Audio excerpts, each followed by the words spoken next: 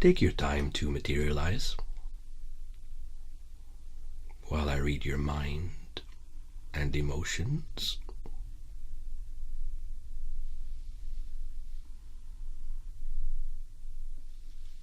Okay. My name is Matt Umberno, and I am a healer. And I also do a little bit of gardening, but I don't think you're here for the seeds or for the crops. Not here to trade. Okay. What we have here is a situation. You need a bit of a boost. No, sorry, a boost is an encouragement. I can help you with that. So let me read you a bit. You're not feeling yourself right now. Let me rephrase that. You're not feeling your best self right now. I've been through that several times a year, actually, every year. The thing is, I pay attention, and I came up with some strategies that work for me. But I am not going to tell you the strategies specifically. I have homework for you. You need to figure out how you're going to apply the things I'm going to tell you about. You can pick and choose. It's up to you. But I can assure you that everything I'm going to share with you has helped others. So, other beings of different species, different worlds, different inclinations, it seems to be mostly universal. So consider that these things have helped others before you. They certainly helped me. Now, when you're not feeling your best self, when you're not feeling worthy enough, when you're not up to what you should be, when you haven't done what you should have, when you feel guilty for something that you have done, all these feelings of feeling small and vulnerable and worthless and like a piece of garbage, we all go through that at some point or another. Whether you're an earthworm or a god, it happens. I think it's the price is part of being a sentient being. So from one sentient being to another, I want to tell you that I understand. I've been there, and I keep getting there regularly because I'm vulnerable to these things. I have a conscience and I have empathy, and I make mistakes. So of course I'm going to feel inferior sometimes. But I've become an expert at getting myself out of that mood so I can act and participate in the world so I can make it a better, more fair place. And I believe that if everybody does a little bit to make the world fairer, then it becomes fairer exponentially. A little bit counts a lot. So that's an entire different discussion. But what I mean here to tell you about that feeling is that when you feel low, unworthy, not good enough, an imposter, how dare I be in that situation? I'm not good enough. I thought I was, but considering what I've done or haven't been able to do, then maybe I'm not cut out for this. Maybe I should leave it to someone else. Maybe I shouldn't have dared to dream big. When you have moments like this, it's time to reevaluate. It's time to grow. It's a moment of pain, of discomfort that makes you have to move, have to change yourself or your situation or your physical geographic location. It's a force for change instead of being a ball and chain that stops you from growing. A lot of people use pain as an excuse not to change. So pain is part of, pain and suffering, it's part of existence. In every world I've ever been on, including a few heavens, there's pain and suffering. Some have less than others, but there's always a bit of it. It leads me to believe that it's part of evolution. It's part of what whoever built the worlds decided that it was part of learning, because we need to grow. We need to become better beings, I believe. Why else would we do anything? From the most mundane task to the biggest, endeavor, we always do things. We always strive for better, whether we realize it or not. So I think the difference between a sentient, aware being and a slave who's just a victim and does not try to change their situation Not all slaves are like that, by the way, but some are, and we need to help them realize their potential. The difference is that, you have more power when you're aware. And I'm sure you're aware, or otherwise you would not be here. So I tend to idealize people, and that confuses them. I see potential more than I see now. So I want to help you see the person that I see in you, the future you, the better version of you that already exists. You have a great potential for creation, a great potential for building a better world. You just have no idea. I don't think any of us ever reached the full potential of what we could have done during a lifetime. But I think it's our mission to reach for that and do as much as we can with the limited time we have. Whether you're an earthworm or a god, you will have different time frames. But you will have some time to do something. Maybe it's a small thing, maybe it's a huge thing, but it's a thing, and you need to do it. To do, for whatever reason. I don't know what the reason is, but it seems that we strive for something in all the worlds and all the people, all the species and all the belief systems that I've encountered. It seems to be a common denominator, a common point, that we strive for better. So you got to decide right now, are you a victim of your circumstance, or are you an actor in your own play? Are you going to be your hero, or are you going to be your obstacle? So how do we reach that state of certainty that makes us go forward? Well, you can cling on things. You can cling on the fact that you've done this before. You're still here right now. You may want to think back briefly and with control at a time that was even darker than now, and there probably was. Sometimes we don't remember on the spot because we're focused on our pain, the current pain. But think about a moment in the past when you used to be even worse off than now, if that ever happened. You might not have, but usually it is the case. And you're still here. How did you manage to get out of there? Did you get some outside help? Did you get some divine help? Was there some magical intervention? Or did you get yourself out of there? Whatever the reason was, whatever the salvation came from, you still got out of it. You still win. You're still here. That proves something. You should hold on to that. It's a little bit of hope. And you take hope here and you take hope there, and you smash them together and you create a big ball of hope. Your little personal sunshine, so to speak, that you can relate to, that you can rely on.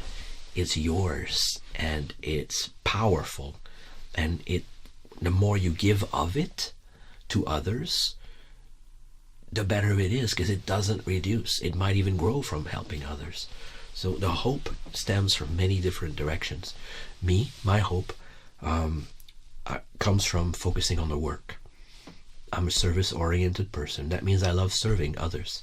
I love helping others, and that is my passion. So I can help with healing. I can help with understanding. I can tell stories. I can help you with physical ailments. So these are things that I'm passionate about. I want to help people feel better about themselves, so that they can feel better about the world, so that they can make the world feel better about itself. I believe we're all connected across the worlds.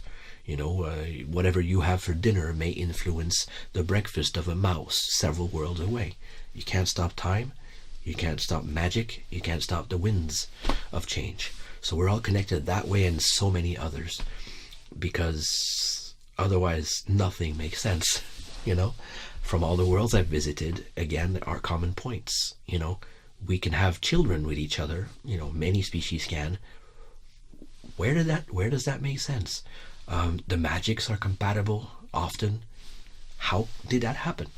We will probably never know the reason of existence. We will probably never know why magic exists, why in some places magic seems to hide from common people. But the thing is, we must strive for more knowledge, and definitely more understanding. It's a balance of emotion and intellect, and of course spiritual, all these things together, so that we can feel better, we can do better, we can make fairer worlds, so that the whole of existence, the tapestry of the different worlds, will be a better weave, will be a better combination of states, a better flow, Yes. But I didn't mean to get so deep into the philosophy of existence. I just want to show you that there's connection, and that whatever you do has consequences on more than you can possibly compute, or think about, comprehend, understand. So you are worth more than you think. That should not mean that you are superior to another being. So try to reach a balance. Sometimes you can be proud about your accomplishment and feel like the greatest person on earth.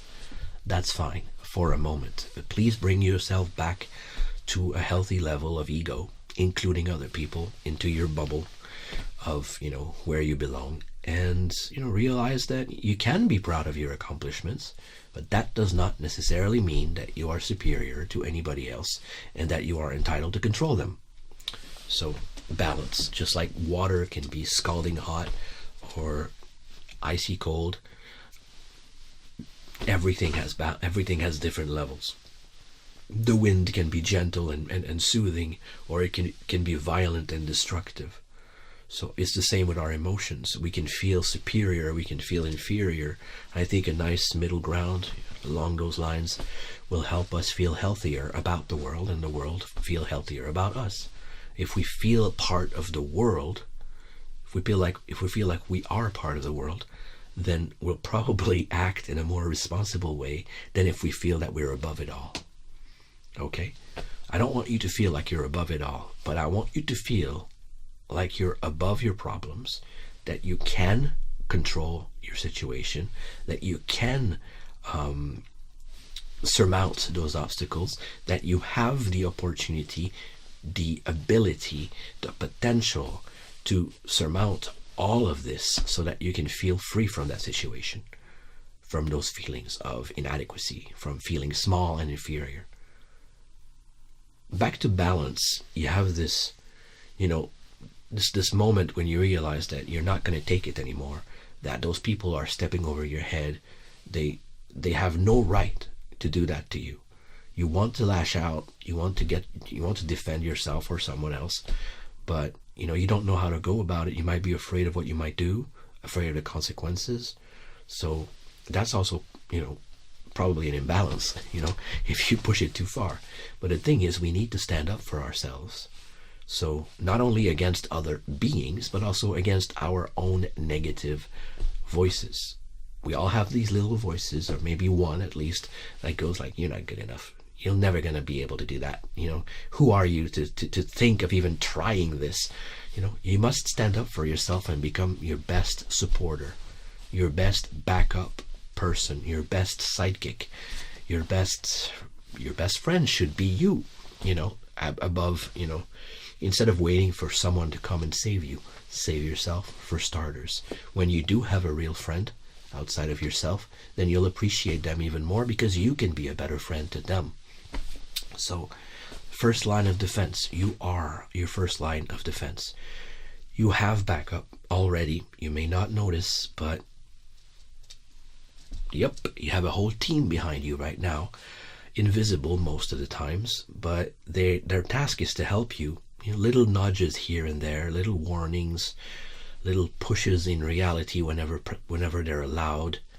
But you have a team to protect you. Some people call them guardians. Some people call them angels. There are different schools of thought on this. All I know is that most people have them. No matter what your species is, you have potential for good, then you probably have defenders. So take solace in that. You're not alone. They're not allowed to interact directly, usually, although you can find some ways within dreams. So maybe you want to pursue that a little bit. I know I have. It's quite rewarding when you get results. And you will get results. The more you work, the better at it you get, and the more communications you get. It's just like any skill. You want to learn to play an instrument of music, then you have to spend the time. You have to take some training if you want to evolve faster. You may, of course, decide to learn on your own, which is a very valid way of learning. It just takes more time, most of the time, for most people. So if you find that you're not naturally gifted by some magical means to something that you want to do, then you probably should go to a master, to someone who understands it, who can also teach it. Not all masters can actually be master teachers. So, well, that's another discussion. I'm sorry. I do go on sometimes. So back to you, back to the feeling of not feeling good enough. You've done it before, or something similar enough that you can transfer these skills to the current situation. If you're really, really, really feeling like you can't do it alone, get some help. It's very difficult to ask for help, I know that, but there is no shame in it. Some people will try to make you feel like there is shame in showing vulnerability. That just shows their vulnerability, their insecurity. Don't take it upon yourself. Become stronger in the faith, in your belief in yourself that you can do this. You have potential beyond what you can currently understand. Think of how you felt 10 years ago about yourself, or about a situation that you never thought you would solve. You must have a story like that. Everybody does. There are things that you can do today that you never thought that you felt like you never could do, but then you managed to do it. Just like a child learns to walk. Eventually you forget how you learned to walk, but you're walking all the time and you take it for granted. It's hard to imagine a time when you were not able to walk. It's the same thing for every skill. Some are greater than others, some are more complex than others, but it's all the same. You learn something, you spend the time on it, you focus on it, you pay attention to the results, you learn from your mistakes, and you build upon those skills, which are transferable. I was horrible as a cook. Not just bad, I was horrible, until I became better with art techniques. And my understanding of powders and liquids and adhesives, meaning glues, and sewing and things like that, made me understand by extension the mixing of food ingredients to create specific effects with textures and consistencies and tastes. So when you learn one skill, you're learning more than the skill you think you're learning. So considering this, start somewhere and keep growing. You don't have to fix it all now, but you will have to fix it at some point if you want things to change. You must change yourself, your situation, or your location. The problem with the location is that sometimes you feel like you can't move away from the situation. Maybe you physically cannot. Maybe you're a prisoner, or maybe you feel like you belong there and you'll never leave that place. There's many reasons, but if we keep leaving the place of conflict, the place of pain, then we're not solving it for anybody. We might even encourage the pain to continue onto other people. So I do recommend people stand up for themselves against whatever obstacle they have. Seek some help. Again, there is no shame in asking for help. Everybody needs help, even if they don't recognize it, even if they will not admit it. We all need each other's help. From king to pauper, we have a need for each other. I do believe we don't need kings. I might get in trouble for that, but no king will be my king. I'll be my own king, thank you very much. I'll control my own emotions, my own existence, and I will avoid controlling others unless I have to stop them from causing harm. That is the only acceptable use of force that I know. So you decide for yourself what you accept. But, so stand up for yourself, first against your negative voices, also against anybody else who's trying to make you feel smaller. When you realize that's what they're doing, stand up for yourself. There will be consequences, I guarantee it. Are you willing and able to face these things? Every situation is different. If you cannot face them yourself, ask for help. You may not get help at first, or it may seem like you're not. But like I said, you have a backup team behind you that are already helping you. You're still here. Proof enough already. I would like to tell you a story, another one. Well, actually, the first one. Time works differently here. So sometimes linearity is a bit confusing to me. So we have I was lost in a foreign country, and I had an appointment with a wizard. You don't make a wizard wait, especially if it took that long to get an appointment. It took me years. But they're a busy wizard, wizardess, I should say, a sorceress, and they accepted to meet with me, under some conditions. And if I missed my appointment, I would have missed it forever. So I had some people to help, and that wizard sorceress could help me. So I had to be there, but I got lost, and so I asked for help. I pray to whatever is responsible. I pray to existence. I pray to the great artist that created the worlds. I don't need to name them, because I believe that whatever group of beings created the worlds are probably powerful enough to know that you're talking to them, no matter how you call them. So I asked for help. I said, please, can I please get some help? I need to meet this wizard. I'm getting a bit desperate. Thank you. You say thank you in advance. It's only polite. And suddenly, I turn around, and within minutes, I turn around, and there's this lady who appeared out of nowhere, who looked like she didn't belong there. She looked like she was trying to belong there, but her clothing was different enough to be like someone who's trying to look like a certain type, but did not quite understand it. I'm not going to describe her because it doesn't really matter, but she had like mismatched clothing, which were pretty stylish. However, they didn't fit the period or the place where I was, in whatever world I was.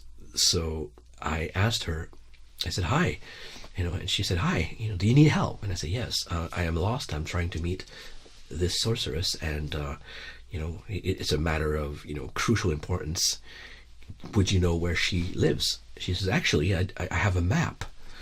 So she happened to have a map of the region where I was, which if you knew the background of that whole adventure, is nearly impossible because of how that place works, how what kind of landscape it is, and how much magic there is there. There's almost no possibility of someone having a reliable map of that area, but she happened to have one.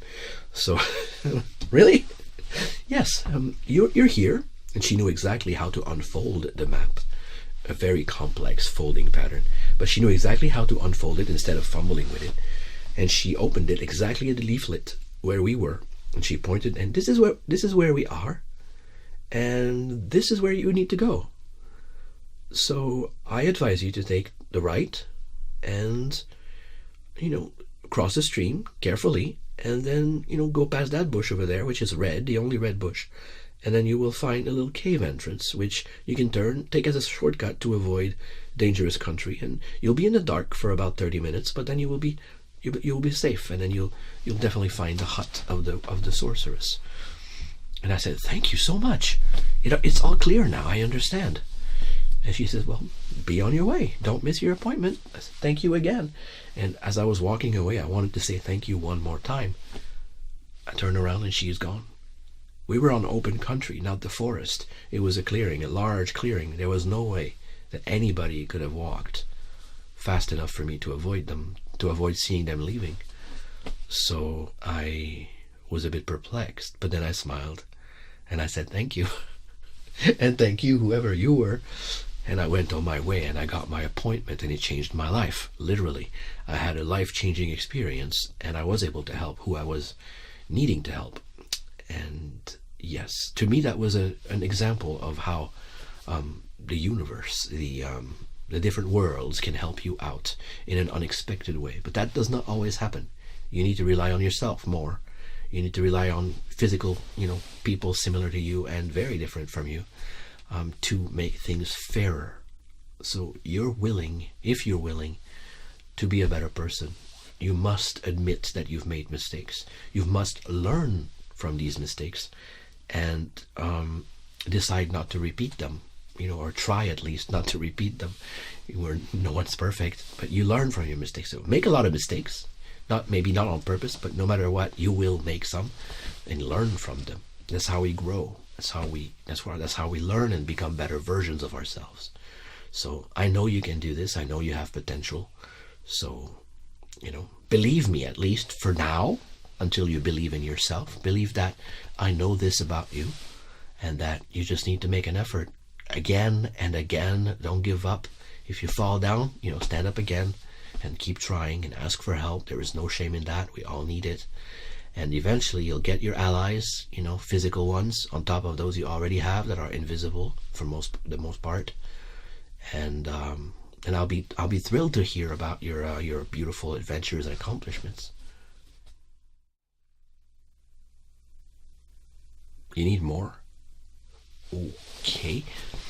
I want to talk to you about you. Okay? As I said before, I see potential in everyone. And it breaks my heart again and again when I see that potential wasted. So, I thought I saw something.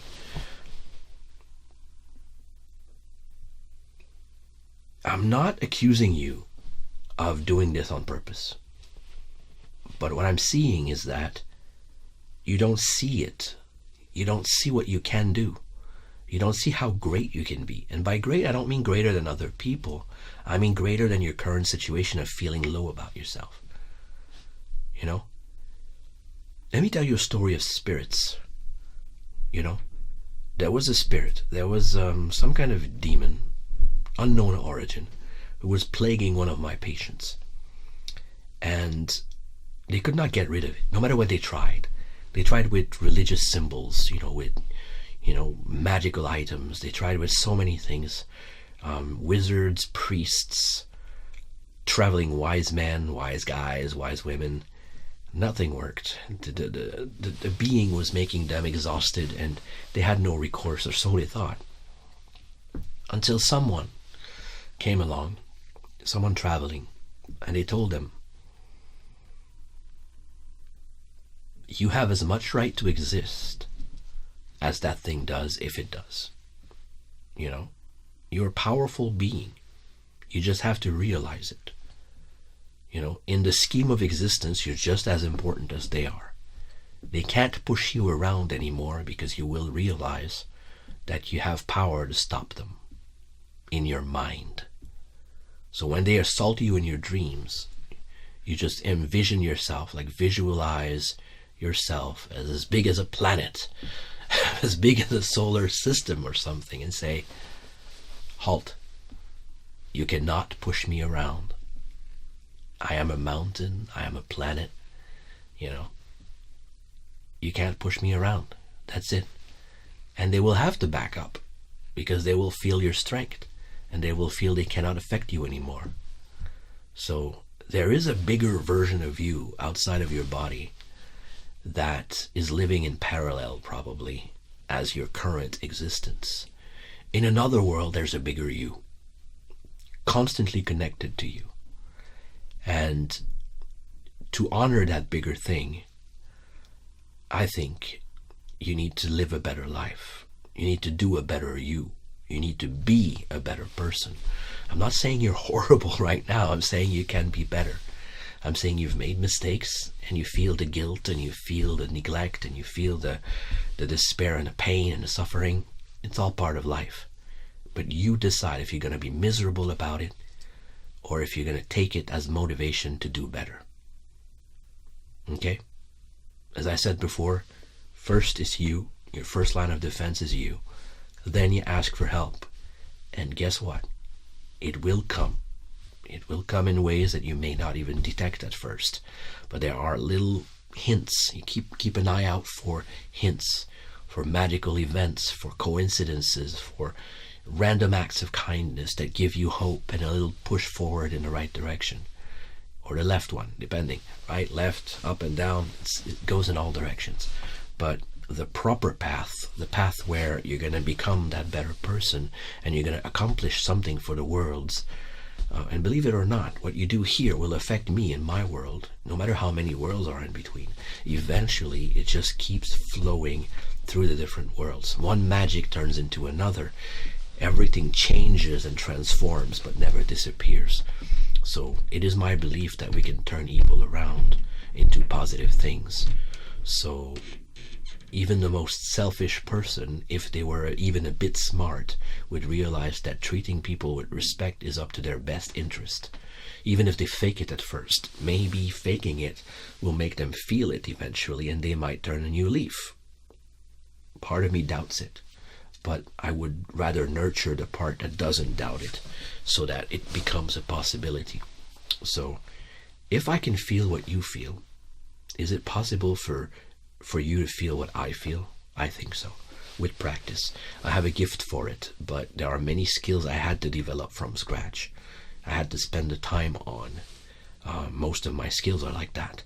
So some of those skills I was horrible at before, and I became better and better until I can say that I mastered some of them. Very few of them I would say I mastered, but some of them.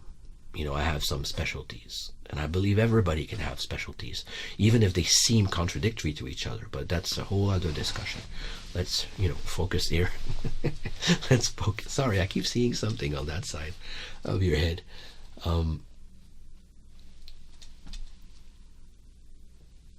Okay, it's good. It's one of your guardians. They're trying to make me focus. So, think about what you can do instead of what you cannot do. Look at the obstacles and look at those in the smallest components that they are made of. I can't do this because of that huge thing. Well, what's that huge thing made of? Who's responsible? What components is it made of? It's just like you want to solve a mechanical problem or a magical problem. You must understand where the cause is for you to solve it. For that, you need to understand every ingredient or every mechanical part. Otherwise, if you just try to look at the whole and find a solution, it might happen by some muses or by some magic or by some strange intervention, divine or not. But most of the time it happens because you worked on it, because you analyzed all the little components individually and then as a whole, so that what some people in some world call debugging, removing the bugs, removing the little things that are annoying and disrupting the system. So that is your task. That is everybody's task, to consider an obstacle as its individual components so that it becomes less a daunting, inescapable, unbreakable obstacle. What if your wall is actually a ladder or a stepping stone to something greater? If you see it that way, then you might start climbing it. You might start considering that there might be a way to dislodge the stones and create some steps in the first place. Or you might go a completely opposite way and say, this is not a wall. I can walk right through it. There are different ways to approach a project, a problem, an obstacle. See your obstacles as what they are, not what they make you feel that they are. So if you think that you're in an unstoppable situation of pain and suffering and abuse, it is your job to find a way to change yourself, to be ready to move away from the situation and or to solve it, preferably to solve it. Because if you don't solve the situation and just leave it, it may follow you. So keep that in mind. This is all I had to say about this for now. If you need to listen to it again, you can actually turn time back here, because that's how flexible it is, and listen again. Thank you, and may you find the wisdom that you need. Have a great day.